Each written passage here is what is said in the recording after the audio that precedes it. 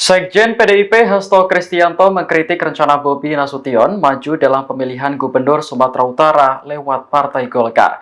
Menurutnya, rencana tersebut merupakan bentuk penyalahgunaan kekuasaan yang dilakukan Presiden Jokowi. Hal itu disampaikan Hasto dalam acara diskusi yang digelar Aliansi Penegak Demokrasi Indonesia di Jakarta. Ia menilai penyalahgunaan kekuasaan oleh Presiden Jokowi telah mereduksi nilai-nilai demokrasi yang sudah berjalan pasca reformasi.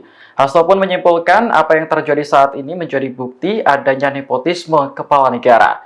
Selain Bobi, ada orang terdekat lain dari lingkaran Jokowi yang juga disinggung Hasto. Misalnya, Sekretaris Pribadi Ibu Negara Iriana Jokowi, Sandy Fardiansyah, yang akan maju sebagai calon wali kota Bogor.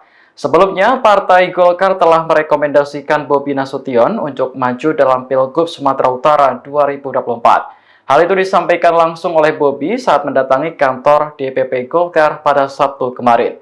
Namun, menantu Presiden Jokowi tersebut menegaskan bukan hanya dirinya yang direkomendasikan. Ada Musa Rajeksa yang juga didorong untuk menjadi calon gubernur Sumatera Utara. Download Tribun X sekarang, menghadirkan lokal menjadi Indonesia.